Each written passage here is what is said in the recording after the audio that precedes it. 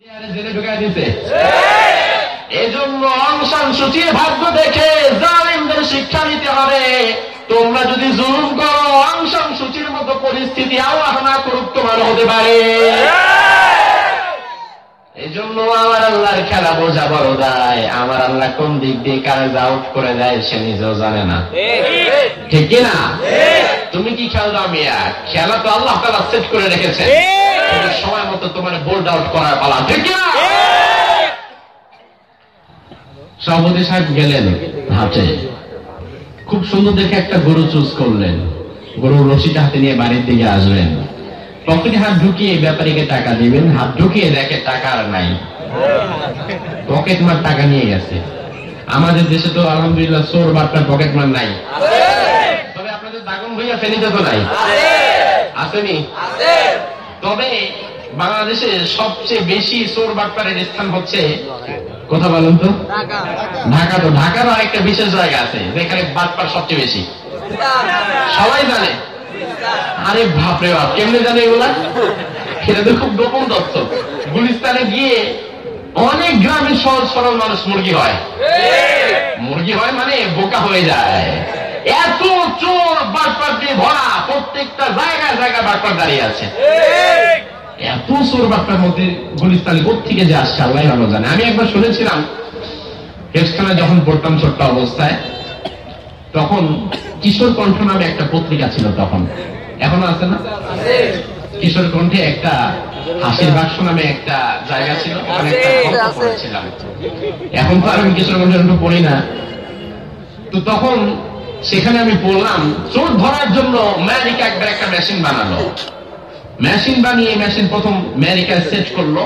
এই মেশিনের কাজ হচ্ছে, এই মেশিনটা 1 ঘন্টা রাখবে, এর আশেপাশে রেঞ্জের মধ্যে যত চোর আছে, কতটা চোর আছে মেশিনের মধ্যে উঠে যাবে। 1 ঘন্টায় আমেরিকায় চোর ধরা পড়লো 28টা। এটা নিয়ে এবার রাশিয়া চিন্তা করলো আমার দেশও দরকার, আমি একটু দেখি চোর বাটপারে কতটুকু আছে। রাশিয়ায় নিয়ে যাওয়ার পরে সেখানে চোর ধরা পড়লো 22টা। চায়না চিন্তা করলো তাহলে আমি একটু আনি না, আমার দেশে কতটুকু আছে দেখি। চায়নায় আনার পরে দেখে চোর আছে 1 ঘন্টার মধ্যে পাওয়া গেছে 4টা। ব্যস্ত মানুষ, কাজকর্ম নিয়ে ব্যস্ত, চুরি টুরি করার সময় খুব একটা পায় না। এবার বাংলাদেশ নাকি চাইলো যে এবার আমি একটু আনি, আমি একটু দেখি আসলে চোর কতটুকু আছে। তো বাংলাদেশ এনে কই বসাইলো? ও আল্লাহ, সবাই জানে। গুলিস্তানে এসে মেশিন সেট করলো, সেট করে 1 ঘন্টা রাখলো। 1 ঘন্টার পরে হিসাব করতে এসে দেখে সর্বনাশ, মেশিনই তো নাই। 1 ঘন্টার পরে রেজাল্ট কি আসবে? মেশিনই তো নাই। আমাদের বঙ্গবন্ধু শেখ মুজিবুর রহমান দুঃখ করে বলেছিলেন, সবাই পেয়েছে তেলের খনি, সোনার খনি, আর আমি পাইছি তাও জানি। আপনারা জানেন নাকি সেটা বলেন তো, সেটা নিয়ে ওয়াজ করবো। সব যদি নিয়ে থাকে আমাদের আনতেন কেন? বঙ্গবন্ধু বলেছিলেন সবাই পেয়েছে স্বর্ণের খনি, আমি পাইলাম চোরের খনি। এই চোরগুলারে ভালো বানাতে পারলাম না। তিনি চোরগুলা চোর মুক্ত বাংলাদেশ তিনি করতে পারেন না। মাননীয় প্রধানমন্ত্রী ডিজিটাল বাংলাদেশ করার লক্ষ্যে তিনি এগিয়ে যাচ্ছেন। 6 ফিটের রাস্তা কেটে তিনি 7 ফিট করতেছেন, 2 লেন করে 4 লেন করতেছেন, 4 লেন 8 লেন করতেছেন ডিজিটাল বাংলাদেশ করার জন্য। আমি ঢাকায় বলেছিলাম আমার জুমার মসজিদ থেকে সাভারের একজন বড় দায়িত্বশীলকে সামনে নিয়ে আমি বলেছিলাম মিডিয়ার মাধ্যমে, মাননীয় প্রধানমন্ত্রী ডিজিটাল বাংলা, সোনার বাংলা করতে হলে 6 ফিটের রাস্তা 8 ফিট করে 12 ফিট করে রাস্তা প্রশস্ত করে ব্রিজ, কালভার্ট আর পদ্মা সেতু করে সোনার বাংলা করতে পারবেন না। সোনার বাংলা করার জন্য দরকার সবার আগে চোর মুক্ত বাংলাদেশ করা। আর চোর ডাকাত দুর্নীতি মুক্ত বাংলাদেশ করতে হলে আল্লাহ তাআলার কিতাবের কোনো বিকল্প নাই, বিকল্প নাই, বিকল্প নাই।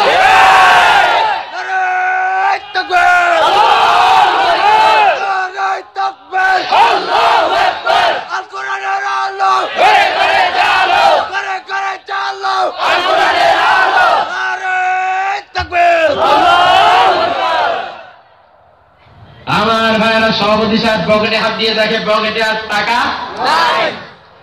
এবার সভাপতি সাহেবের মন খারাপ। ব্যাপারী কয় কি ভাই টাকা দেন? গরু তো নিয়ে নিছেন হাতে, 1 হাতে টাকা নিছেন, আরেক হাতে টাকা দেন। সভাপতি সাহেব বলে, ভাই আমার পকেটে তো টাকা নাই, টাকা তো বোধহয় চোরে নিয়ে গেছে। এখান ব্যাপারী কয়, ওই মিয়া টাকা পয়সা তারা হুদাহুদিয়া যখন দামাদামি করলেন কেন, এত সময় কষ্ট দিলেন কেন, ভাগেন মিয়া। সভাপতি সাহেবের মন খারাপ, তিনি চলে আসছেন।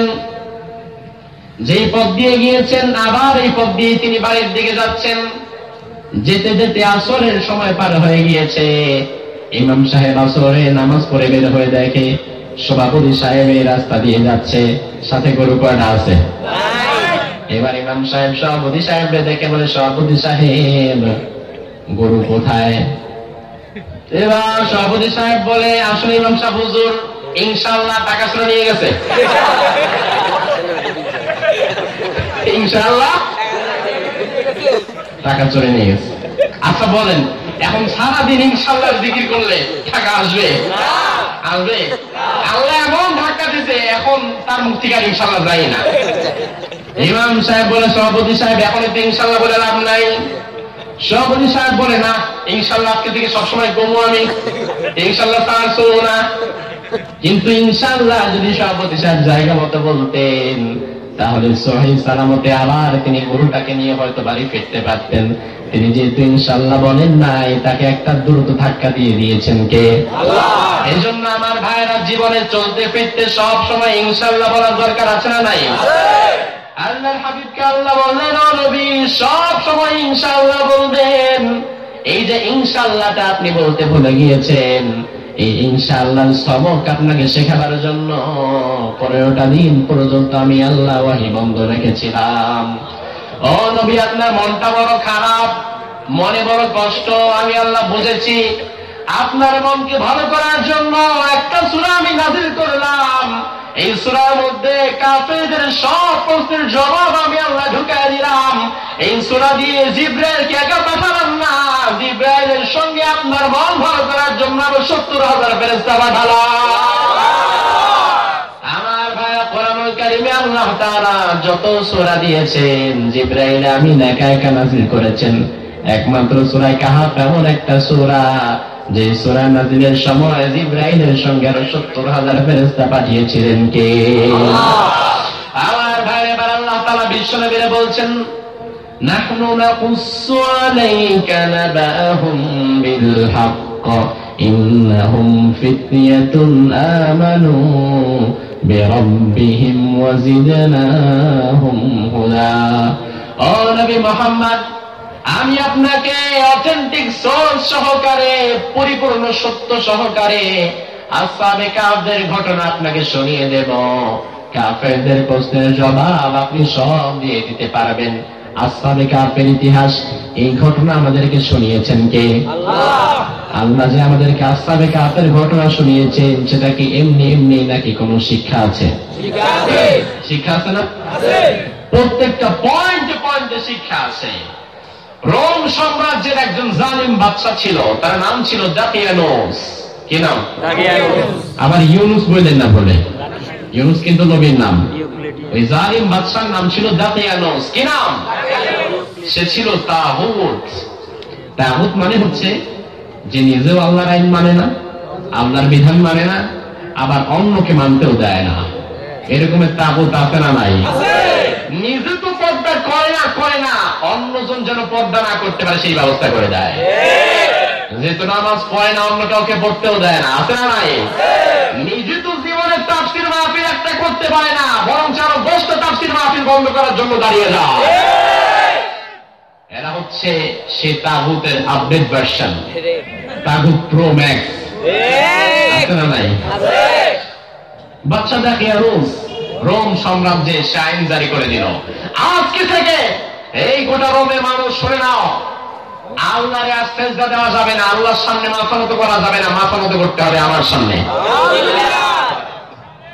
কোন মুসলমান, কোন মুমিন তার এই কপালটুকু অন্য কারোর সামনে নত করতে পারে না। তবে আলহামদুলিল্লাহ পীরের সামনে কিন্তু পারে। হ্যাঁ, পীরকে সেজদা দিতে পারে না, কাউকে না। সেজদা পাওয়ার একমাত্র যিনি হকদার তিনি কে? আল্লাহ। কোন নেতার সামনেও কি কোন দলের কর্মীরা মাথা নত করতে পারে নাকি? ও যুবক, তোমার কপালের বড় দাম, তোমার মাথার বড় দাম। তোমার মধ্যে ব্যক্তিত্ব থাকতে হবে। 2 টাকার লোভে, সামান্য পদের লোভে তোমার মাথাটারে আল্লাহ ছাড়া অন্য কারো সামনে নত করে দিও না। আমার ভাইরা তাকে সাইন পাস করে দিল, আজকে থেকে পুরা রোমে কেউ যদি আল্লাহর সিজদা দেয় তাকে আমি কতল করে ফেলবো, হত্যা করব, দৃষ্টান্তমূলক শাস্তি দেব। এবার সব মানুষগুলো জালিম বাদশার ভয়ে আল্লাহর থেকে মন ফিরিয়ে নিয়ে জালিম বাদশার দিকে ছুটে গেল। ওই জালিম বাদশা দাকিয়ানুসকে সিজদা দিতে শুরু করলো। ওই সময় 7 জন যুবক দাঁড়িয়ে গেল। 7 জন যুবক দাঁড়িয়ে বলল, আমরা আল্লাহ ছাড়া কারো সামনে মাথা নত করতে পারবো না। আমার ভাইরা যুবক যারা আছো তোমরা একটু ভালো করে শোনো, তোমাদের জন্য শিক্ষা রয়েছে। কারণ আসহাবে কাহফের যুবকদের মতো সাহস, তাদের মতো ঈমান তোমার বুকেও ধারণ করতে হবে। তোমাকেও স্রোতের বিপরীতে গিয়ে ঘুরে দাঁড়াতে হবে, তোমাকেও বলতে হবে আল্লাহ ছাড়া অন্য কারো আইন আমি মানি নাই, জীবনে মানবো না। ঠিক কিনা? সব মানুষ বাদশার ভয়ে বাদশার কাছে মাথা নত করে দিল। পুরো দেশের সব মানুষ কয়জন ছাড়া? তার মানে যে 7 জন স্রোতের বিপরীতে দাঁড়িয়ে গিয়েছে, আমরা বুঝে নিতে পারি সেই 7 জনের সাহস বেশি না কম? বেশি। ও মিয়া, অন্যায়ের প্রতিবাদ করার জন্য লাগে তো মূলত এই সাহসটুকুই, আর বেশি কিছু লাগে না। অন্যায়ের প্রতিবাদ করার জন্য আপনার পলিটিক্যাল সাপোর্টের দরকার নাই। অন্যায়ের প্রতিবাদ করার জন্য টাকা পয়সা কামান বিমানের দরকার নাই। অন্যায়ের প্রতিবাদ করার জন্য দরকার বুকের পাটা। আপনি যদি অন্যায়ের প্রতিবাদ করতে চান তাহলে নিজ জায়গা থেকেই করতে পারবেন। এলাকার সব মানুষ বাদশার কাছে মাথা নত করে দিল। বাদশার কাছে বাদশার মন্ত্রীরা গিয়ে বলল, বাদশা নামদার সব আপনার সামনে মাথা নত করেছে, তবে 7 জন যুবক ছাড়া। এই 7 জন বলতেছে তাদের রব নাকি আল্লাহ, তারা নাকি আল্লাহ ছাড়া কাউকে সিজদা দিবে না, আল্লাহ ছাড়া কারোর সামনে তারা মাথা নত করবে না। বাদশা বলে, তাই নাকি? এত সাহস কোথাকার যুবক, তারা ধরে আন, তাদেরকে আমি শাস্তি দেব। বাদশার সিপাহীরা গিয়ে বলল, বাদশা তোমাদেরকে ডেকে পাঠিয়েছে, খবর পাঠিয়েছে। তারা 7 জন বলল, কখন যেতে হবে? বলল, এখনই আমাদের সঙ্গে বাদশার দরবারে যেতে হবে। এই 7 জনকে সিপাহীরা ধরে বাদশার দরবারে নিয়ে আসছিল। বাদশা তো আরেক চালাক, বাদশা চালাকি করে আরেক কাজ করে ফেলছে। বাদশার রাজ দরবারে ঢোকার জন্য যে গেটটা, বাদশা এই পুরান গেটটা ভাঙা নতুন আরেকটা গেট বানাইছে। নতুন গেটটাকে খুব নিচু করে বানিয়েছে, হাইট খুব কমিয়ে দিয়েছে, যেন নরমালি কোন মানুষ ঢোকার জন্য উঁচু হয়ে ঢুকতে না পারে, তার যেন মাথাটা নিচু করে এরপরে ঢুকতে হয়। গেটের হাইটটা অনেক কমিয়ে দিয়েছে। এরপরে গেটের ওই পাশে বাদশার একটা মূর্তি দাঁড় করিয়ে রেখেছে, কারণ তারা যদি স্বইচ্ছায় মাথা নত করে না করে তাহলে যেন অনিচ্ছা সত্ত্বেও যেন তারা কোনো একভাবে মাথা নত করে ফেলে। গেট দিয়ে যেন মাথা নত করে ঢুকে, আর ঢোকার সাথে সাথে তো সামনে মূর্তি, তাহলে ইনডাইরেক্টলি বাদশার মূর্তির সামনে যেন মাথা নত করেছে। ঠিক না? আসলে বাদশা দুধের স্বাদ কিছু মেটাতে চায়, ভোলে মেটাতে চাচ্ছিল। বাদশা গেটটা ছোট বানিয়ে রাজ দরবারের ওপরে বসে আছে, সিংহাসনের ওপরে ছাদে। দেখি এই 7 জন কিভাবে আমার কাছে মাথা নত করে। এই দৃশ্যটা দেখার জন্য তখন তো সিসিটিভি ছিল না, এই জন্য তিনি সেই রাজ দরবারের ছাদে বসে আছেন, ওপর থেকে তাকিয়ে আছেন, দেখি তো এই 7 জন কেমনি আমার কাছে আজকে মাথা নত করে, দেখি দৃশ্যটা। বসে আছেন, এই 7 জন আসলেন, এসে দেখেন গেটের হাইট তো অনেক কম, ঢুকতে গেলে অটোমেটিক্যালি মাথাটা নিচু হয়ে যাবে। আবার ঢুকে দিয়ে দেখলেন ভেতরে তো বাচ্চার মূর্তি রাখা। এই মূর্তির সামনে ইনডাইরেক্টলি আমরা মাথা নিচু করতে চাই না। এটা ভেবে এই 7 জন যুবক এক সিরিয়ালে দাঁড়ালেন। দাঁড়িয়ে আল্লাহু আকবার বলে 7 জন বাদশার নতুন বানানো এই গেটের সামনে একটা লাথি দিলেন, সঙ্গে সঙ্গে গেটটা তুলার মতো চুরমাচুর হয়ে পড়ে গেল। বাদশা তো উপর থেকে অবাক, খাইছে রে, এদিকে মানুষ না জানো, আমার বানানো গেটের দিকে লাগতে ভেঙে বলেছে। বাদশা চিন্তা করলো, আমি বসলাম কিসের জন্য, কি দেখার জন্য, আর দেখলাম কি। আমি বসেছিলাম তারা যেন আমার কাছে মাথা নত করে সেই দৃশ্য দেখার জন্য। এখন দেখলাম তো উল্টা আরেকটা কিছু। এবার বাদশা তাড়াতাড়ি তার রাজদরবারে গিয়ে সিংহাসনে বসে গিয়েছে, এমন ভাব যেন আমি কিছু দেখি নাই, বসে গিয়েছে। ওই 7 জন যুবক এবার বাদশার সামনে চলে এসেছে।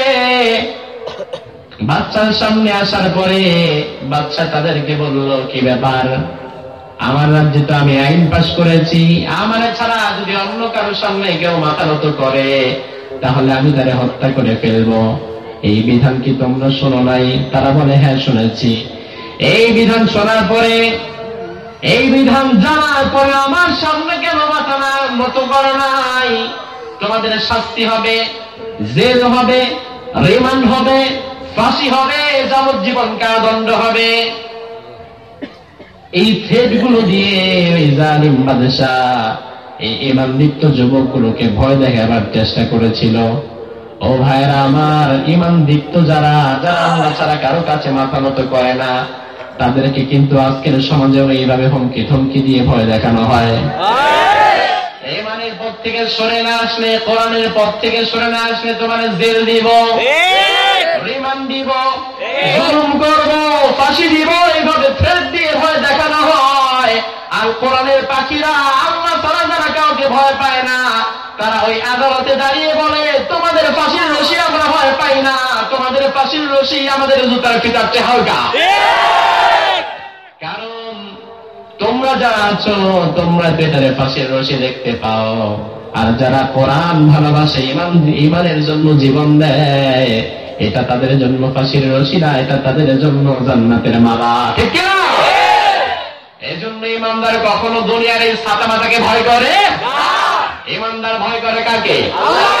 ঈমানদার জানে আমার জীবন মরণের ফয়সালা দুনিয়ায় করতে পারবে না, করবেন কে? আল্লাহ। এই জন্য দুনিয়ার সবাই মিলে চেষ্টা করবেন একজনকে ফাঁসি দেওয়ার জন্য, আর আল্লাহ যদি না চায় তাহলে আপনারা হাজার চেষ্টা করেও আমাদের কিছু করতে পারবেন না। আবার আপনারা ফেনীর সবাই মিলে আজকে আমাদের সিকিউরিটি করলেন, সিকিউরিটি দিলেন, গার্ড দিলেন, সেফটি দিলেন, যেন আমার কোনো ক্ষতি না হয়। আর আল্লাহ যদি আমার মৃত্যু লিখেই রাখে তাহলে হাজার সিকিউরিটির মধ্যেও তো আমি মরেই যাব।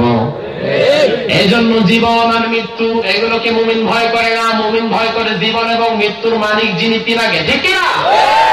এই জন্য মুমিন তার সারা জীবনে একবার মাত্র মরে, কিন্তু যখন মরে সে বীরের মতো মরে। আর মুনাফিক তার পুরো জীবন বাদ দেন, সে প্রত্যেক দিন 6-7 বার মরে। ঠিক কিনা?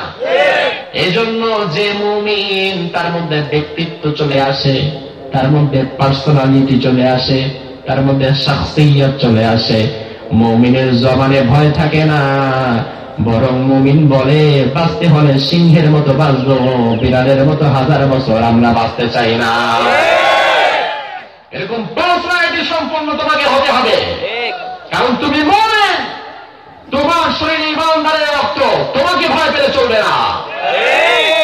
কারণ আজকের পরিস্থিতি খারাপ বলে তুমি ভয় পাচ্ছ, পরিস্থিতি তো খারাপ হয়েছে তোমার ভয় পাওয়ার কারণে। তুমি যদি ঘুরে যাও তাহলে পরিস্থিতি তো অটোমেটিক্যালি চেঞ্জ হয়ে যাবে। আধারে ভয় পাওয়া যাবে না, কারণ আলো আছে আড়ালে, এই অন্ধকার সব কেটে যাবে শুধুমাত্র তুমি উঠে দাঁড়ালে। এই জন্য আমরা কখনো ভয় পাবো না। বাদশাকে বাদশা তাদেরকে থ্রেট করছিল, এই শাস্তি দেব, সেই শাস্তি দেব, এই করব, সেই করব। বাদশা যখন একের পর এক ভয় দেখাচ্ছিল, আল্লাহ রাব্বুল আলামিন সূরা কাফের মধ্যে বললেন, ওয়ারাবাতনা আলা কুলুবিহিম ইয কামু ফাকালু রাব্বুনা রাব্বুস সামাওয়াতি ওয়াল আরদ লান নাদ'উ মিন দুনিহি ইলাহান লাকাদ কুলনা ইযান শাতাতা। সুবহানাল্লাহ বলেন। ওই 7 জন যুবক আল্লাহ রাব্বুল আলামিন তাদের ব্যাপারে বললেন, বাদশা যখন এই 7 জনকে তাদেরকে জেলের ভয় দেখাচ্ছিল, রিমান্ডের ভয়, ফাঁসির ভয় দেখাচ্ছিল। ওই চূড়ান্ত পরিস্থিতিতে এই 7 জন যুবক ভয় পায় নাই, কারণ ওয়ারাবাতনা আলা কুলুবিহিম। মুফাসসিরিন কেরামের ব্যাখ্যায় করেছেন আয়াতাওয়াইনা আলা কাউলিল হক, সত্য বলার জন্য, সত্য পথে থাকার জন্য এই 7 জন যুবকের বুকের সাহস আমি আল্লাহ বাড়িয়ে দিয়েছিলাম। এই সাহস বাড়ার কারণে দুনিয়ার আর কাউকে তারা ভয় পায়? এই জালিমের সামনে আর তারা মাথা নত করে? এজন্য ডাবল ভুইয়ার যুবকেরা, তোমাদেরকে শিক্ষা দিতে হবে। আসহাবে কাহফের ঘটনা শুনবা, সুবহানাল্লাহ বলবা, মজা পাবা না। তোমাদেরকে শিক্ষা নিতে হবে। আসহাবে কাহফের 7 জন যুবকদের মতো তোমাদেরকে ঈমান আমল করতে হবে।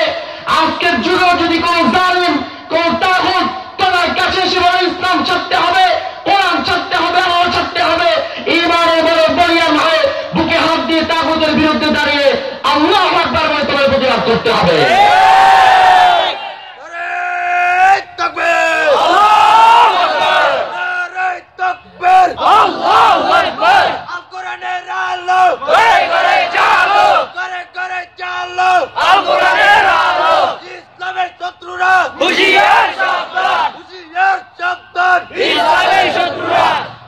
আমার ভাইরা, বাদশা এবার দেখলো কিরে এই 7 জনের দিয়ে সাহস অনেক বেশি। বাদশা বলে, কি ব্যাপার, কার জন্য এত সাহস তোমাদের? তোমাদের রবকে? আমাদের রবকে? 7 জন যুবক বলল, আমাদের রবের পরিচয় জানতে চাস? তাহলে শুনে নে, রব্বুনা রব্বুস সামাওয়াতি ওয়াল আরদ, আমার রব তো সেই আল্লাহ যিনি আকাশের রব, তিনি জমিনের রব। এই জন্য যে আল্লাহ এই জমিনের মালিক, আসমানের মালিক, এই আসমানের নিচে যদি আপনি থাকতে চান, এই জমিনের উপরে যদি আপনি থাকতে চান, তাহলে ওই মালিকের আইনগুলো জমিনে বাস্তবায়ন করতে হবে। এই জমিন তো আপনার না, এই জমিন তো আপনার বাবার না, এই জমিন তো ভারতের দেওয়া কোনো উপহার না। এই জমিনে যদি থাকতে হয়, আল্লাহর হুকুম মেনেই থাকতে হবে। আমার ভাইরা, এবার তারা বললো, আমাদের রব আল্লাহ, জান্নাত ওয়া মিন দুনিয়া, আমরা আল্লাহ ছাড়া কাউকে ভয় করবো না, আল্লাহ ছাড়া কাউকে ডাকবো না, আমরা আল্লাহ ছাড়া কাউকে ইলাহ বলে সাব্যস্ত করব না। এবার বাদশা চিন্তা করলো তাদের মেরে ফেলবে। পাশ থেকে মন্ত্রী বলল, বাদশা নামদার, এই ভুল কিন্তু করেন না। আপনি যদি এখন মেরে ফেলেন, তাহলে বাহিরের লোকেরা বলবে, দেখো বাদশা দাকিয়ানুস কত ভীতু, 7 জন যুবককে সে তার অন্ধপ্রকোষ্ঠে নিয়ে আস্তে আস্তে মেরে ফেলেছে। বাদশা বলল, ঠিক আছে, যা, তোদেরকে আজকে ছেড়ে দিলাম, 2-3 দিনের সময় দিলাম। এর মধ্যে মত পাল্টে আবার আমার কাছে আসবি, আল্লাহকে ছেড়ে দিয়ে আমার কাছে আসবি, ঈমান ছেড়ে দিয়ে আমার কাছে আসবি, নয়তো তোদেরকে কঠিন শিক্ষা দেব জনসম্মুখে। 7 জন বিদায় হয়ে গেল রাজদরবার থেকে। তাদেরকে ওয়ার্নিং দিয়ে দিল, আলটিমেটাম দিয়ে দিল। আর যে ভূমিতে ইসলাম ভালো করে পালন করা যায় না, আল্লাহর হুকুম পালন করা যায় না, ওই ভূমি থেকে আল্লাহ তাআলা হিজরতের বিধান দিয়েছেন, মাইগ্রেশনের বিধান দিয়ে রেখেছেন। এবার 7 জন চিন্তা করলো, না, এখানে থাকা যাবে না, এখানে থাকলে এই জালিম শক্তি আমাদেরকে আল্লাহর ইবাদত করতে দেবে না। এবার 7 জন বলল, ঠিক আছে, আজকে রাত্রিবেলায় আমরা 7 জন একত্রিত হয়ে এই এলাকা ছেড়ে অন্যত্র চলে যাব, এমন জায়গায় যাব যেখানে গিয়ে যেন আমরা আল্লাহর হুকুম বাস্তবায়ন করতে পারি। আমার ভাইরা, গভীর রাতে 7 জন এক হয়ে গেল। 7 জন দেখা করলো গভীর রাতে। দেখা করে চাদর মুড়ি দিয়ে যেন কেউ চিনতে না পারে, রাতের আধারেও 7 জন চাদর মুড়ি দিয়ে 7 জন ঘর থেকে বের হয়ে এক জায়গায় দেখা করলো। এবার অজানা অচেনা এক গন্তব্যের দিকে তারা ছুটে গেল। কই যাবে, কই থাকবে, কি খাবে, কিছুই জানে না, শুধুমাত্র ভরসা করেছিল কার উপরে? আল্লাহর উপরে ভরসা করে গভীর রাতে তারা ছুটে গিয়েছিল ঈমান বাঁচাবার জন্য। এমন সময় তারা দেখলো পেছনে দাঁড়িয়ে গিয়েছে আরেক কুকুর। কি কুকুরে আপনাদের এলাকায় কি বলেন? কুত্তা। কি বলেন? বাপরে বাপ, আরেক কুত্তা। তো দেখে এরকম পিছনে এক কুত্তা। এবার আসহাবে কাহফের যুবকেরা চিন্তা করে, সর্বনাশ, এই কুত্তা আবার পেছনে এলো কেন? এ তো মরার উপরে কি জান বলে একটা খারাপ গা, আর এ তো দেখি আর কুত্তার গা।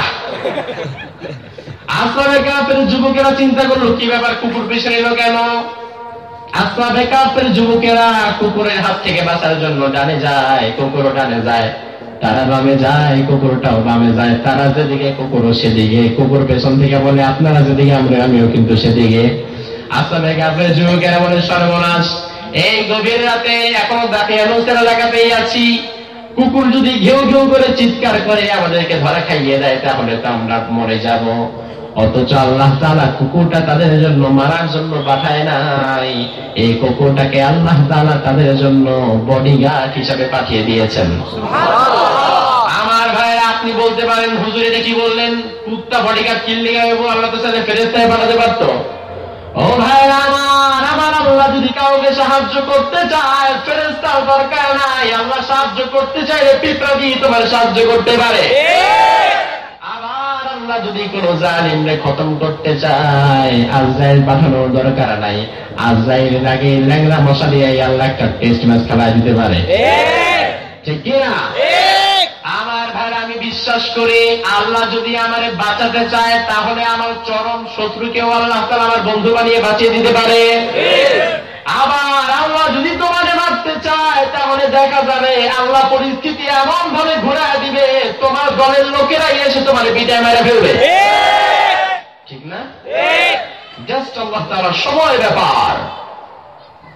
এবার আসলে কাফের যুবকেরা হাঁটছিল, কিছু দূর যাওয়ার পরে একজন বলল বেশিক্ষণ হাঁটা যাবে না, অনেক ক্লান্ত হয়ে গিয়েছি, ওই যে একটা গুহা দেখা যাচ্ছে, চলো আজকে ওই গুহার মধ্যে গিয়ে আশ্রয় নেই, পরের দিন আবার কোথাও না কোথাও বের হয়ে যাব। এবার তারা 7 জন একটা গুহায় ঢুকে পড়ল, টাকা পয়সা যার পকেটে যত ছিল একজনের কাছে জমা রাখলো, জমা রেখে 7 জন বলল চলো এবার আমরা একটু ঘুমিয়ে যাই, খুব ক্লান্ত। তারা 7 জন কিন্তু ভেতরে এসে ঠিকই ঘুমিয়ে গেল, কিন্তু কুকুরটা ওই গুহার সামনে দারোয়ানের মতো করে বসে পড়ল।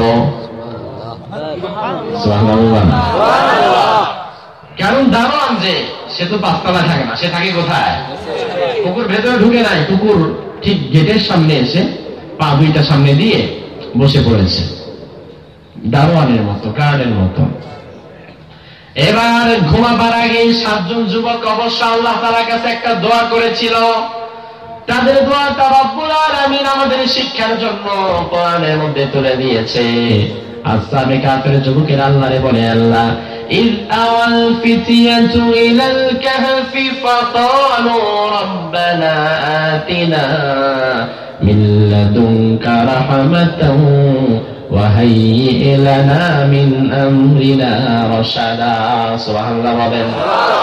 আসহাবে কাফের যুবকেরা বলে, আল্লাহ তুমি আমাদেরকে রহমত দিয়ে বাঁচা দাও, কারণ কঠিন বিপদ থেকে বাঁচাবার একমাত্র উপায় হচ্ছে আল্লাহর রহমত। আল্লাহর রহমত ছাড়া বিপদ থেকে বাঁচাবার কোন উপায় নাই। এই যে করোনা ভাইরাস এসেছে, করোনা ভাইরাসের পরে অনেক ভ্যাকসিন এসেছে, অনেক টিকা এসেছে। করোনা ভাইরাস আসার পরে সারা বিশ্বের বিজ্ঞানীরা করোনা ভাইরাসের ভ্যাকসিন বানাবার জন্য উঠে পড়ে লাগলো। চায়না চিন্তা করলো সব যেহেতু আমাদের ঘাড়ে দোষ দিচ্ছে, করোনার ভ্যাকসিনটা সবার আগে আমরা বানাই। আমেরিকা চিন্তা করলো না, করোনার ভ্যাকসিনটা আমরা বানাই, বিশ্ববাজারটা আমরা দখল করব। আর রাশিয়া চাইলো না, বিশ্ববাজারে ভালো ব্যবসা আমরা করব, আমরা আগে ভ্যাকসিন বানাই। জাপান বললো না, আমাদের দেশে প্রযুক্তি বেশি, আমরা আগে বানাবার চেষ্টা করি। সব দেশের বিজ্ঞানীরা অন্যান্য সাইটকে একটু পেন্ডিং রেখে করোনার ভ্যাকসিন বানাবার জন্য উঠে পড়ে লাগলো। করোনা ভাইরাস আসার 1 বছর পরে বিভিন্ন দেশের বিজ্ঞানীরা এবার বলল, আমরা করোনার একটা ভ্যাকসিন বের করেছি, এখন আর করোনার ভয় পাওয়ার কিছু নাই, এই ভ্যাকসিন দিয়ে দিলেই করোনা মুক্ত হয়ে যাবে। আমার ভাইরা, আল্লাহ তাআলা যদি কোনো গজব কোনো জাতির উপরে চাপিয়ে দেয়, আল্লাহ যদি সেটা স্বেচ্ছায় না উঠায়, দুনিয়ার কোন বাপের ভ্যাকসিনের ক্ষমতা আছে নাকি? আছে? আছে? বিজ্ঞানীরা যখন প্রেস ব্রিফিং করে বলল আমরা ভ্যাকসিন বানিয়ে ফেলেছি আর চিন্তার কারণ নাই, তখন আল্লাহ করোনারে বলল, করোনা তুই এবার তোর খেলাটার একটু পাল্টা দে। এবার বিজ্ঞানীরা বলে, হায় হায়, করোনা দেখি এবার ভিন্ন মাত্রায় নতুন ভাবে আবার আক্রমণ করতেছে। এবার আমরা যে ভ্যাকসিন বানাইছি, এই ভ্যাকসিন আগের ওল্ড শিপের যে করোনা, পুরান মডেলের করোনার জন্য কার্যকারী, কিন্তু নতুন মডেলের করোনার জন্য তো এই ভ্যাকসিন কার্যকারী না। 1 বছর চেষ্টা করে যে ভ্যাকসিন বানাইলাম, আল্লাহ তো মুহূর্তের মধ্যে সেই ভ্যাকসিনটা মাটির সাথে মিশিয়ে দিল। এবার আবার 1 বছর চেষ্টা করে নতুন একটা ভ্যাকসিন বানাতে হবে। আবার দেখলাম সেদিন আমেরিকায় 1 লক্ষ ওনার ভ্যাকসিন নিয়েছে, নেওয়ার সাথে সাথে এই মুখটা বান্দরের মতো বেঁকা হয়ে গেছে, ঠিক কিনা? আমার ভাইরা, এ থেকে বোঝা যায় এই জাতির জন্য ভ্যাকসিন ট্যাক্সিনের চাইতেও এই জাতির জন্য ভারতের ভ্যাকসিন না, আমেরিকার ভ্যাকসিন না, রাশিয়ার ভ্যাকসিন না, এই জাতির বাঁচার জন্য দরকার সবার আগে আল্লাহর রহমতের ভ্যাকসিন। আল্লাহর রহমতের ভ্যাকসিন ছাড়া এই জাতির বাঁচার কোনো উপায়। এবার এই 7 জন রব্বুল আলামিনের কাছে রহমত চেয়ে ঘুমিয়ে পড়লেন। আমার আল্লাহ কিভাবে বাঁচায় দেখেন। আগে বলেছিলাম আল্লাহ সাহায্য করার স্টাইলটা ভিন্ন। আল্লাহ কখন কারে কিভাবে সাহায্য করতে চায় সেটা তিনিই ভালো জানেন। এই 7 জন রহমত চেয়ে এবার ঘুমিয়ে গেল। আল্লাহ রাব্বুল আলামিন বলেন, ফাদরাবনা আলা আযানিহিম ফিল কাহফি সিনিনা আদাদা। আমার ভাই, আমরা যখন ঘুমাই আমরা কিন্তু নাক দিয়ে কান দিয়ে ঘুমাই না, আমরা কিন্তু ঘুমাই চোখ দিয়ে। কি দিয়ে? এজন্য যখন ঘুমাই নাক এবং কান খোলা থাকে কিন্তু চোখটা বন্ধ থাকে। আপনার কানটা যদি বন্ধ থাকতো, কানটা খোলা থাকে বলে এই পাশ থেকে যখন অ্যালার্ম বাজে, মোবাইলের রিংটং বাজে, আপনার ঘুমটা ভেঙে যায়। আপনার কানটা যদি বন্ধ থাকতো তাহলে পাশে অ্যাটম বম ফুটলেও আপনার ঘুম ভাঙতো না, ঠিক না? আর এই আয়াতের দিকে লক্ষ্য করেন আল্লাহ কি বলছেন।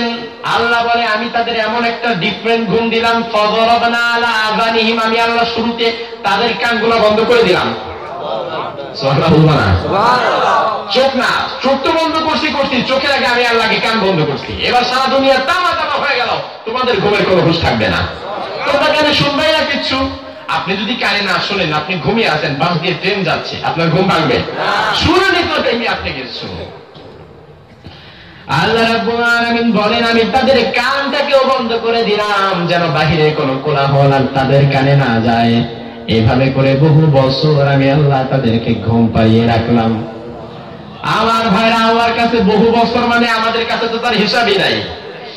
এরপরে আল্লাহ রাব্বুল আলামিন বলেন, ওয়া তাহসাবুহুম আইকাযান ওয়া হুম রুকুদ ওয়া নুকাল্লিবুহুম যাতাল ইয়ামিনি ওয়া যাতাশ শিমাল ওয়া হুম ফি ফাজওয়াতিন মিন যালিকা মিন আয়াতিল্লাহ। আমার ভাইরা, একজন মানুষ যদি টানা অনেকটা সময় মাটির সাথে লেগে থাকে, মাটির মধ্যে একটা পদার্থ আছে যেটা মানুষের শরীরকে কুড়ি করে শেষ করে নষ্ট করে দেবে। এজন্য মানুষ যখন মারা যায়, মাটির মধ্যে রাস্তা রাখার পরে মাটিটা তার শরীরটাকে খেয়ে ফেলে, নষ্ট করে ফেলে।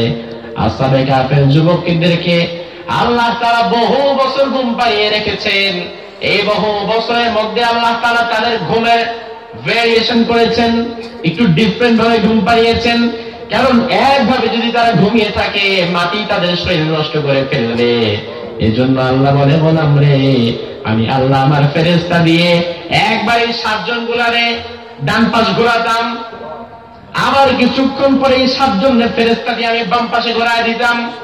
কখনো ডান পাশে ঘোরাতাম, কখনো বাম পাশে ঘোরাতাম। আমাদের দেশের মহিলারা কড়াইয়ের মধ্যে তেল দিয়ে যখন মাছ ভাজে, মাছটারে কিন্তু একবার কি জানো বলে এটারে, খুন্তি, মাছটারে একবার খুন্তি দিয়ে উল্টা করে, আবার এই পাশটা ভাজা হইলে আবার ওই পাশে দেয়। আল্লাহ বলে, আমি একবার ডান পাশে ঘোরাই ফেরেশতা দিয়ে আবার বাম পাশে ঘোরাই, যেন মাটি তাদের শরীরটা নষ্ট করে না দেয়। আবার সূর্যের আলোটা যদি দিনের বেলায় তাদের চোখের মধ্যে পড়ে, ঘুমটা ভেঙে যাবে। এজন্য আমি আল্লাহ এই সূর্যটাকে ডান থেকে বাম থেকে বাইপাস করালাম। সারা দুনিয়া সূর্য আলো দেয়, কিন্তু গুহার মধ্যে সূর্য আলো দিতে পারে না। সূর্যটাকে বাইপাস করালাম যেন গুহার মধ্যে এক বিন্দু আলো না যায়, অন্ধকারে যেন তারা জম্পেশ একটা ঘুম দিতে পারে। আর কুকুরটাকে পাহারাদার হিসাবে আমি তাদের সামনে রেখে দিলাম। এরপরে প্রশ্ন হতে পারে, তাহলে তারা কতদিন ঘুমিয়েছিল? কোরআনে কারীম সেটা বর্ণনা দিয়ে দিচ্ছে। আল্লাহ রাব্বুল আলামিন বলেন, ওয়ালা বিসু ফি কাহফিহিম 300 সিনিনা ওয়াজদাদু তিসা। আসহাবে কাহফের যুবকেরা একদিন 2 দিন নয়, 1 বছর 2 বছর নয়, 100 বছর 200 বছর নয়, তারা 309 বছর পর্যন্ত একটানা ঘুমিয়েছিল। কয় বছর? আপনি কয়দিন পারবেন? কয়দিন পারবেন? কিছুদিন আগে দেখলাম মানিকগঞ্জের এক মানুষ, সে নাকি টানা 7 দিন ঘুমায়। আবার বাথরুমে গেলে নাকি টানা 2 দিন বাথরুমে থাকে, খাইতে বসে 3 দিন খায়। আমি চিন্তা করলাম সর্বনাশ, এটা তো দেখি আসামি কাফের আপডেট ভার্সন। এই ভার্সন আসতো কবে? আসামি কাফের ভার্সন চেঞ্জ হয়েছে, দেখি আসামি কাফ প্রো ম্যাক্স একটা বের হয়েছে। আমার ভাইরা 309 বছর তাদেরকে ঘুম পাড়িয়ে রাখলেন কে? 309 বছর পরে আল্লাহ যে তাদের ঘুম ভাঙালেন, এই 309 বছর পরে ঘুম ভাঙানোর মধ্যে একটা নির্দিষ্ট কারণ আছে না নাই? 309 বছর পরে ঘুম ভাঙানোর কারণ হচ্ছে 309 বছর পরে রোমের যিনি বাদশা ছিলেন তিনি জালিম অত্যাচারী অথবা মুশরিক বাদশা ছিলেন না। 309 বছর পরে এই রোমের যিনি বাদশা ছিলেন তিনি একজন আল্লাহর পরহেজগার বাদশা ছিলেন, তিনি একজন মুমিন বাদশা ছিলেন। তার সময়ে রোম খুব ভালোভাবে চলছিল, ঈমান আমল নিয়ে মানুষেরা ভালোভাবে আল্লাহর ইবাদত করছিল। কিন্তু তখন হঠাৎ করে মানুষেরা 2 ভাগে বিভক্ত হয়ে যায়। এক ভাগ বলে যে কিয়ামত হবে না, কারণ মানুষ যখন মরে যায় মরার পরে আর কখনো বাঁচতে পারবে না, উঠতে পারবে না, হাসর নাসর হবে না। আরেক ভাগ বলে না না, কিয়ামত হবে, হাসর নাসর হবে, বিচার ব্যবস্থাও কায়েম হবে। কিয়ামত হবে, হাসর নাসর কায়েম হবে, বিচার ব্যবস্থা কায়েম হবে, এতে আমাদের কি কোনো সন্দেহ আছে নাকি? বিশ্বাস আছে তো? 50% আছে তো? 50% আছে না? কতটুকু? 100% বিশ্বাস থাকতে হবে। নাস্তিকেরা বলে আমাদেরকে টার্গেট করে বলে, আপনারা হুজুররা মৌলবীরা তো হুদাই মিয়া বলদ। আমি বললাম কেন ভাই বলদ কেন? বলে এই যে মৃত্যুর পরে কোন জীবন নাই, হাসর নাসর পরকাল কিচ্ছু নাই, আল্লাহ রাসূল বলতে কিচ্ছু নাই, মৃত্যুর পরে সবাই মাটির সাথে মিশে যাবে। আর ওই হাসর নাসর পরকালকে ভয় করে আপনি শীতের রাতে ঠান্ডা পানি দিয়ে ওযু করতেছেন, ওই হাসর নাসর পরকালকে ভয় করে আপনি এত কষ্ট করতেছেন, দুনিয়াতে হারাম খাচ্ছেন না, পরনারীকে স্পর্শ করছেন না, এত বেঁচে বেঁচে চলতেছেন, অথচ এগুলো তো কিছুই নাই, হুদাই আপনারা বলদামি করতেছেন। আমরা কত চালাক দেখেন না, যা খুশি তাই করি, মজ মাস্তি করি। আমি বললাম তাই নাকি? আমি বললাম আপনার কথার রেশ ধরে আমি যদি কয়েক সেকেন্ডের জন্য মেনেও নেই যে মৃত্যুর পরে সবাই মাটি হয়ে যাব, হাসর নাসর হিসাব কিতাব পুলসিরাত বলতে জান্নাত জাহান্নাম বলতে কিচ্ছু নাই, আপনার কথা যদি ধরি তাহলে তো আলহামদুলিল্লাহ ভালোই, আপনিও বেঁচে গেলেন, আমিও বেঁচে গেলাম, আপনারও হিসাব দিতে হইল না, আমারও আর হিসাব দিতে হইল না। এবার আপনি আমার ব্যাপারটা একবার ধরেন, হাসর নাসর জান্নাত জাহান্নাম যদি থেকেই যায়, অবশ্যই আছে, সেটাই আমাদের পূর্ণাঙ্গ বিশ্বাস। হাসর নাসর পরকাল যদি থেকেই যায় তাইলে তুমি আমি বেঁচে যাবো, তুমি ধরা খায় যাবা, ঠিক না? যদি না থাকে তাহলে তুমিও বাঁচতাম আমিও বাঁচতাম, আর যদি থাকে তাহলে তো আমি বেঁচে গেলাম, তুই ধরা খেয়ে যাবি। আমার তো থাকলেও লাভ না থাকলেও লাভ, কিন্তু অবশ্যই আছে। কিন্তু যারা নাস্তিক তাদের জন্য কষ্ট আছে না নাই?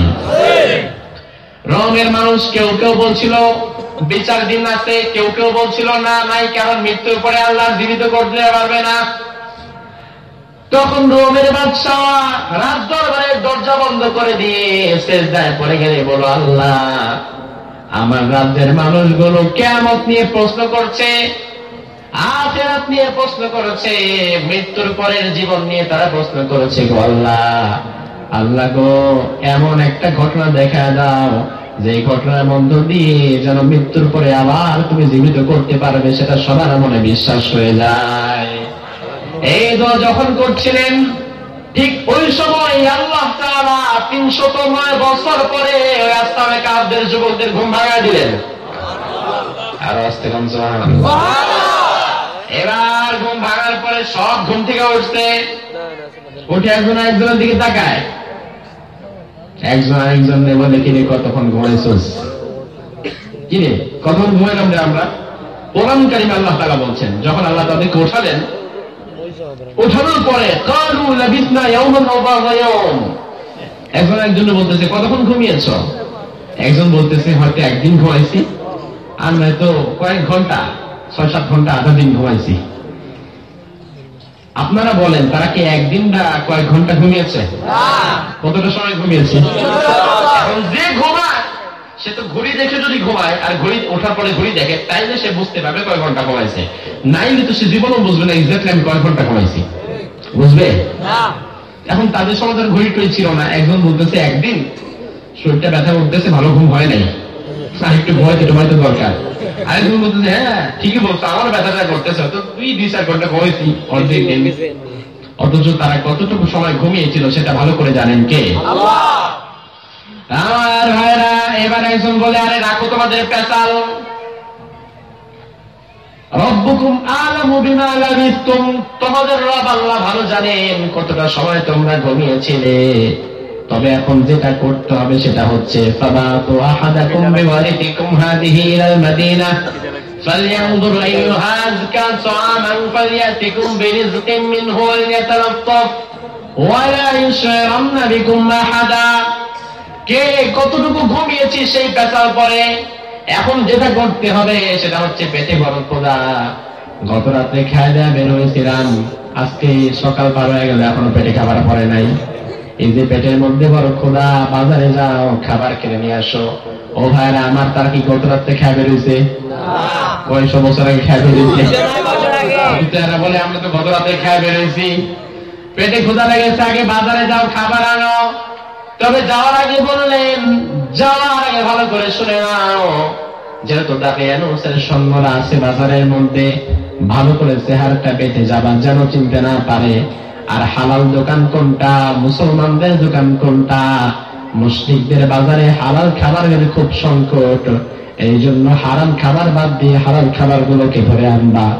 কেউ বাজারে যাইতে চায় না, সবার মনে ভয় গেলেই তো যদি দেখা বলায় ধরে দেবো মাইজ। একজনকে বুঝিয়ে শুনিয়ে পাঠানো হলো, সে চেহারাটা চাদর দিয়ে ঢুকে ওই 309 বছর আগের টাকাগুলো পকেটে নিয়ে বের হলো খাবার কেনার জন্য। গুহা থেকে বের হয়ে দেখে কি ব্যাপার, এই জায়গায় তো ছিল পাহাড়, এই জায়গায় দেখে এখন পুকুর হয়ে গেছে। কারণ 309 বছর আগের দুনিয়ার পরের দুনিয়ার কি মিল আছে? কথা কয় না। আমার ভাই, আপনাদের দাগন ভুইয়ায় 50 বছর আগে যে অবস্থা ছিল এখন কি সে অবস্থা আছে? আছে আছে। কত পরিবর্তন হয়ে যায়, কত চেঞ্জ হয়ে যায়। আর 309 বছর তো বিরাট ব্যাপার। সে বের হয়ে দেখে কি ব্যাপার, এখানে তো বাজার ছিল, এখানে দেখে এখন বাড়ি ঘর হয়ে গেছে, কিছুই চিনতেছে না। সে মনে মনে বলে হয়তো আমার ঘুমটা ভালো করে হয় নাই, পেটে ক্ষুধা, এই জন্য হয়তো ভুলভাল দেখতেছি, আর একটু ঘুমাই লই, ভালো করে খাবার দাবার খায় নেই, এরপরে কোথায় কোন রাস্তা সব ভালো করে দেখব। এবার দোকানে চলে গেল খাবার আনার জন্য।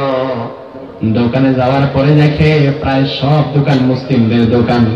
সে বলে কি ব্যাপার, মুশরিকদের দোকানের মধ্যে তো মুসলিমদের দোকান হইল কবে, এক রাত্রের মধ্যে কেমনে হয়ে গেল। এত কিছু না ভেবে একটা দোকানের সামনে গিয়ে দেখে বড় বড় রুটি টাঙিয়ে রেখেছে। সে গিয়ে একটা রুটি নিল, বলল কত টাকা, দোকানদার বলল এত টাকা। পকেটে হাত দিয়ে তাকে টাকাগুলো বের করে দিল। দোকানদার টাকা দেখে দোকানদারের চোখ আছে কপালে, ওইটা কিরে, এই আবার কোন জায়গার টাকা? আমার ভাই, আপনাদের দাগন ভইয়া কেউ যদি এক প্যাকেট বিস্কিট কিনে পাকিস্তানি আমলের ভুট্টু খান মার্কা কোনো পয়সা তারে দেয়, ওই দোকানদার কি ভুট্টু খানের পয়সা নিবে? বলে নিবে? সেও ভাই তিবার আবার কেরা, এই পয়সা আমার দেখ কেন, এই তো চলবে না, বরং এগুলো দোকানে রাখলে সরকার আবার আমার রাজাকার বানাই দিতে পারে। এই পাকিস্তানি আমলের ভুট্টুর পয়সা কেমনে দাও? এবার ওই লোকটা টাকা দেওয়ার পর দোকানদার তো পয়সা দেখে গেছে মাথায় ঘুরে। দোকানদার বলে ভাই এই টাকা আমাদের কিনে দিয়ে দাও। এগুলা কিসের টাকা, এই টাকা তুই কোথেকে পেয়েছিস? দোকানদারের এই প্রশ্ন শুনা ওই বেটা মনে করছে আমার যেহেতু বলতেছে এই টাকা কোথেকে পেয়েছিস, তার মানে হয়তো আমরা চিনে ফেলছে, এটা মনে হয় দাখিয়ানুসের লোক। এটা ভাইবা ওই আসামে কাপ দিছে দৌড়। সে ভাবছে এটা হয়তো দাখিয়ানুসের লোক, নয়তো আমার পয়সা পেয়ে আমার পয়সা না রেখে সে আমার পাল্টা প্রশ্ন করতেছে যে কোথেকে পেয়েছো, কোথায় থাকতো তুমি, কি নাম তোমার। সে ভেবেছে এটা হয়তো আসামে, এটা হয়তো দাখিয়ানুসের লোক। এটা ভেবে রুটি মুটি ফালায়, টাকা পয়সা ফালায় সে দিচ্ছে দৌড় গুহার দিকে। সব ব্যবসায়ীরা তারা ঘিরে ধরেছে, দাঁড়াও দাঁড়াও, কি হয়েছে, দৌড়াচ্ছ কেন? ওই দোকানদার এসে বলল, এই লোকটা মানে এমন একটা টাকা দিয়েছে যে টাকাটা আমি চিনি না, আমার বাপেও চিনে না, কোন জায়গার কি টাকা সে আমারে দিয়েছে। এই পুরো বাজারে একজন মুরব্বী ছিল। ইতিহাসের ব্যাপারে মুরব্বীদের কিন্তু জ্ঞান বেশি না কম? তুমি আমি আমরা যারা আছি যুবক, আমরা হয়তো বই পড়ে পড়ে স্বাধীনতা যুদ্ধের ইতিহাসটা শিখেছি, জেনেছি। আর যারা মুরব্বী তারা বই পড়ে না, তারা নিজেরাই এক একটা জীবন্ত ইতিহাস, ঠিক না? আমার ভাইরা, মুরব্বী একজন পয়সাটা দেখে বলল, এই পয়সা তো আজ থেকে প্রায় 309 বছর আগের পয়সা। এই যে ছবিটা দেওয়া আছে, এই ছবিটা হচ্ছে দাকিয়ানুসের ছবি। এই দাকিয়ানুস 309 বছর আগের একজন শাসক ছিল। এবার আসহাবে কাফের ওই লোকটা, সে কিছু বুঝতেছে না। আসহাবে কাফের লোকটা কি বলে সেটা মুরব্বীও বোঝে না, আবার মুরব্বী কি বলে এটা উনিও বোঝে না, কারো কথা কেউ বোঝে না। কারণ সবার কথা সবার মাথার উপর দিয়ে যায়, কারোর সাথে কারো কথা মিলে না। একজন কয় গত রাত্রে টাকা নিয়ে বেরোতে বাড়ি থেকে, আরেকজন কয় না 350 বছর আগের টাকা। কেমন না লাগে এখন? কারোর সাথে কারো কথা মিলে না। অবশ্যই মুরব্বী বললো, না, এটা 350 বছর আগের টাকা, এটা আমি নিশ্চিত। এবার বাদশার কাছে খবর গিয়া হলো, এরকম একজন লোক পাওয়া গিয়েছে যে লোকটা 309 বছর আগে টাকা নিয়ে এসেছে। বাদশা সরাসরি তার কাছে এসে বলল, ঘটনা কি? বলল, ঘটনা হচ্ছে আমরা 7 জন গত রাতে বাড়ি থেকে বের হয়েছি, ঘুমিয়েছি। সকালবেলা আইসা টাকা দেওয়ার পরে মুরব্বী টাকা বলে 350 বছর আগের টাকা। এবার বাদশা বলল, না, আমি প্রাচীনকাল থেকে, আমি যেহেতু রাজদরবারের লোক, আমি প্রাচীনকাল থেকে ইতিহাসের ব্যাপারে জ্ঞান রাখি। 309 বছর পূর্বে এলাকার 7 জন যুবক হঠাৎ করে উধাও হয়ে গিয়েছিল। কই তারা গিয়েছিল, কিভাবে গিয়েছিল, তাদের কোনো খবর আর পাওয়া যায় নাই। তাদের নামগুলো অজ্ঞাত হিসাবে ইতিহাসের পাতায় উঠেছিল। আমরা তাদের ইতিহাসগুলো পড়েছি। আমার ধারণা যদি মিথ্যে না হয়, তাহলে তোমার সঙ্গে হয়তো আরো 6 জন আছে। বলে, হ্যাঁ, আমার সঙ্গে তো আরো 6 জন আছে। বলে, আমার ধারণা যদি মিথ্যে না হয়, তাহলে তোমাদের সঙ্গে তো একটা কুকুরও ছিল। বলে, হ্যাঁ, একটা কুকুরও তো ছিল। এবার বাদশা বলল, তাহলে বুঝেছি তোমরা কেউ নয়, ওই যে 309 বছর আগে ইমান বাঁচাবার জন্য চলে গিয়েছিলে, তোমরাই সেই 7 জন যুবক, তাদেরকে আল্লাহ 350 বছর ঘুম পাড়িয়েছিলেন। অর্থাৎ 309 বছর যাদেরকে আল্লাহ ঘুম পাড়িয়েছিলেন তোমরাই তারা। তোমাদের বাকি 6 জন কই? ওই লোকটা বলল, তারাও গুহায় আছে। বাদশা বলল, আমাকে নিয়ে যাও। আমি এটাও বুঝেছি কেন তোমাদেরকে আল্লাহ এখন ঘুম থেকে জাগ্রত করেছে। তার কারণ হচ্ছে আমি আল্লাহর কাছে দোয়া করেছিলাম, আল্লাহ এমন একটা ঘটনা আপনি ঘটায় দেন, যেটা ঘটার পরে আমার দেশের মানুষরা যেন আর কিয়ামতের ব্যাপারে প্রশ্ন না তোলে, সবাই যেন বুঝতে পারে মৃত্যুর পরে আবার আপনি জীবন দান করতে পারবেন। আল্লাহ রাব্বুল আলামিন আমার জাতিকে বিশ্বাস পাকাভুক্ত করার জন্য 309 বছর পরে তোমাদের ঘুম আল্লাহ ভাঙিয়ে দিয়েছে। ওই 6 জন কোথায় আমারে নিয়ে যাও? বাদশাকে তারা 6 জনের কাছে নিয়ে গেল। প্রথম জন বলল, বাদশা নামদার, আপনি একটু বাহিরে দাঁড়ান, আমি ভেতরে গিয়ে আগে মূল পরিস্থিতিটা কি, বাহিরে কি হয়েছে, কত সময় ঘুমিয়েছি আগে বলে আসি। নাইলে তো শুরুতেই তারা আপনারা দেখলে আপনারা যাকে মনে করে ভয় চিৎকার যাবে। আগে বাহিরে দাঁড়ান, ভেতরে গিয়ে আগে পরিস্থিতিটা আমি স্বাভাবিক করি। ভেতরে গিয়ে বলল, ভাই, এই যে একজন বলেছে একদিন ঘুমাইছি, আরেকজন বলছে অর্ধেক দিন ঘুমিয়েছি। মূলত আমরা একদিন 2 দিন, অর্ধেক দিন নয়, আমরা মূলত ঘুমিয়েছিলাম 309 বছর। সবাই বলে, তাই নাকি? বলে, হ্যাঁ। কারণ হচ্ছে এখন বাহিরে যিনি বাদশা, তিনি মুমিন বাদশা। এখন বাহিরের পরিস্থিতি পুরোটা চেঞ্জ হয়ে গিয়েছে। বাদশা ভেতরে আসলেন, তাদের সঙ্গে সালাম বিনিময় করলেন। বাদশা বললেন, আপনারা যে ঐতিহাসিক ব্যক্তিত্ব, আপনাদের একটা সম্মান রয়েছে, আমি আপনাদেরকে নিয়ে রাজদরবারের রাজকীয় মেহমান করে রাখতে চাই, আসেন আমার সঙ্গে। তারা 7 জন বলল, না না, আল্লাহ রাব্বুল আলামিন যেহেতু এই গুহায় আমাদেরকে 309 বছর ঘুম পাড়িয়ে রেখেছেন, আমরা এই গুহা থেকে কোন রাজদরবারে যাব না, এই গুহার মধ্যেই আমরা শেষ নিঃশ্বাস ত্যাগ করতে চাই। এবার বাদশা বলল, ঠিক আছে, তাহলে আমি কালকে দেখা করবো, আপনাদের জন্য খাবার দাবার নিয়ে আসবো। আগামীকাল বাদশা এসে দেখে ওই দিন রাত্রিবেলায় আসহাবে কাফের 7 জন যুবককে আল্লাহ তাআলা চিরতরে দুনিয়া থেকে ঘুম পাড়িয়ে দিয়েছেন। এটা একদম ডাইরেক্ট কয়েকশো বছরের ঘুম না, একদম কিয়ামত পর্যন্ত আনলিমিটেড ঘুম। তাদের রোগ কবজ হয়ে গিয়েছে ওই গুহার মধ্যেই। এবার বাদশা চিন্তা করলেন, তারা যেহেতু এরকম দামি মানুষ, তাদের এই গুহার সামনে একটা পাথর ঢেকে দিলেন। এই পাথরের সামনে 7 জন যুবকের নাম ঠিকানাগুলো লিখে দিলেন। লিখে দেওয়ার পরে এই 7 জন ঐতিহাসিক যুবককে স্মরণ করে রাখার জন্য এই গুহার সামনে আসহাবে কাহফ নামে একটা চমৎকার মসজিদ বাদশা নির্মাণ করে দিলেন। এই মসজিদে যত মানুষ নামাজ পড়বে, সব মানুষের নামাজের সওয়াবগুলো আসহাবে কাহফের আমলনামার মধ্যে আছে না নাই? এজন্য ঐতিহাসিক কোন মানুষকে স্মরণ করার জন্য, ঐতিহাসিক কোন ব্যক্তিকে স্মরণে রাখার জন্য তার মূর্তি বানানোকে ইসলাম সাপোর্ট করে না, বরং ঐতিহাসিক কাউকে স্মরণ করার জন্য তার ভালো যদি আপনি চান তাহলে একটা মসজিদ বানিয়ে দেন। ওই মসজিদে যত মানুষ সিজদা দিবে, এই সিজদার সওয়াবটা আল্লাহ তাআলা তার কবরে পৌঁছে দেবে। এজন্য আসহাবে কাহফের যে ঘটনা সূরাতুল কাহফ থেকে আজকে আমরা শুনেছি, এই ঘটনার মনে মনে আমাদের জন্য শিক্ষা আছে না নাই?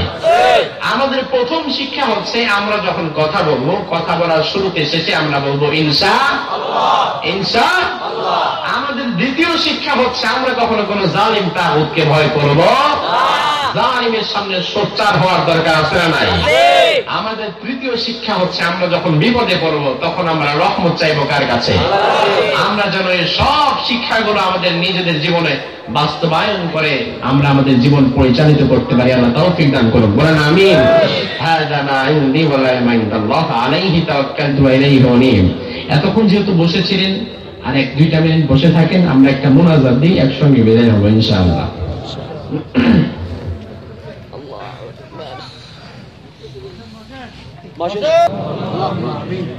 لا إله إلا هو الحليم سبحان ربك رب العرش العظيم اللهم لا مانع لما أعطيت ولا معطي لما منعت ولا ينفع ذا الجد منك الجد اللهم صل وسلم على نبينا محمد صلى الله عليه وعلى آله وأصحابه وبارك وسلم ربنا ظلمنا أنفسنا وإن لم تغفر لنا وترحمنا لنكونن من الخاسرين ربنا آتنا في الدنيا حسنة وفي الآخرة حسنة وقنا عذاب النار ربنا لا تزغ قلوبنا بعد إذ هديتنا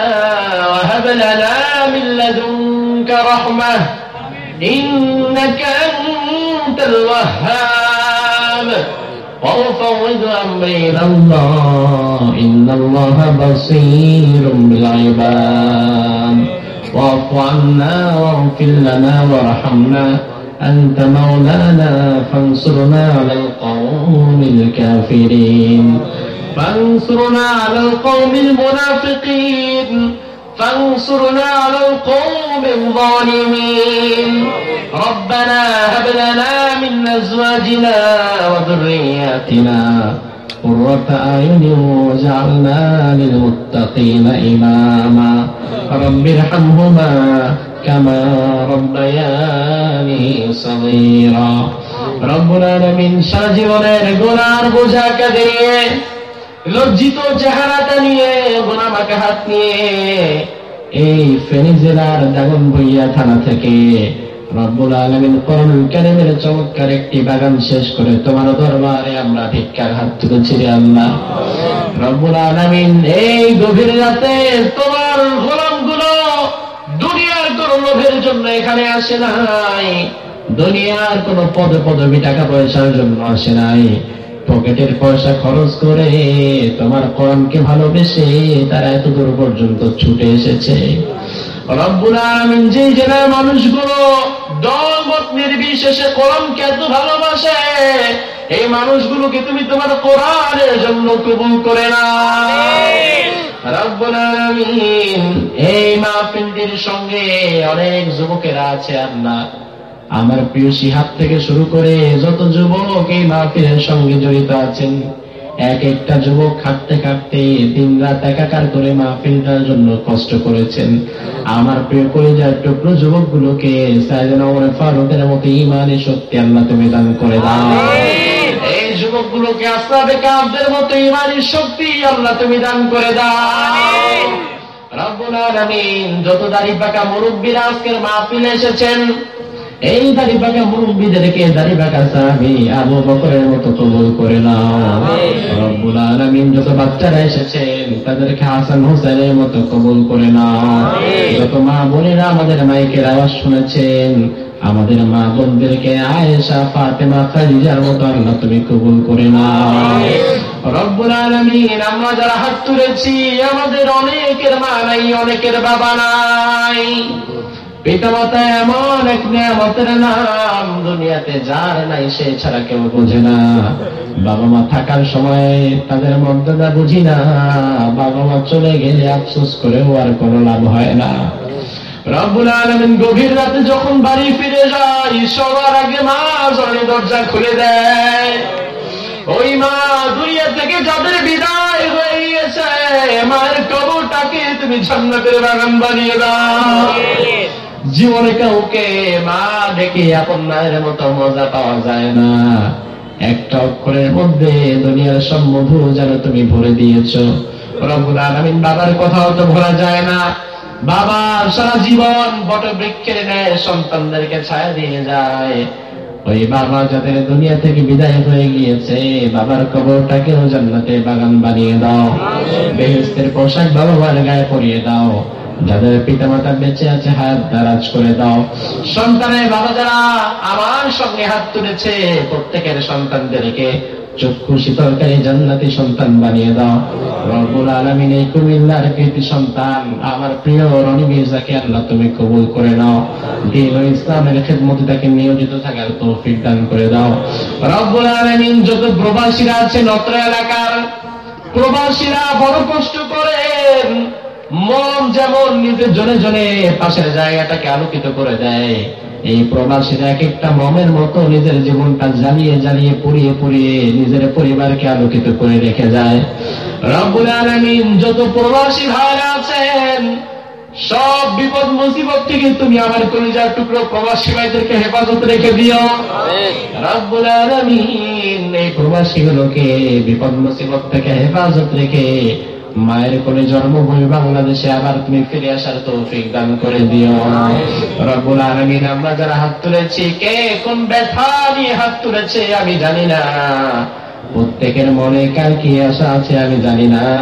যে যে নিয়তে মন থেকে আমিন আমিন বলছে, তার মনের সে যায় আশাগুলোকে আল্লাহ তুমি পূরণ করে দাও। রব্বুল আলামিন, এই মাহফিলের ওসিলায় এলাকার সকল ব্যবসায়ীর হালাল ব্যবসায় বরকত দিয়ে দাও। সকল অভাবীর অভাব দূর করে দাও। সকল ঋণগ্রস্তের ঋণ পরিশোধের তৌফিক দান করে দাও।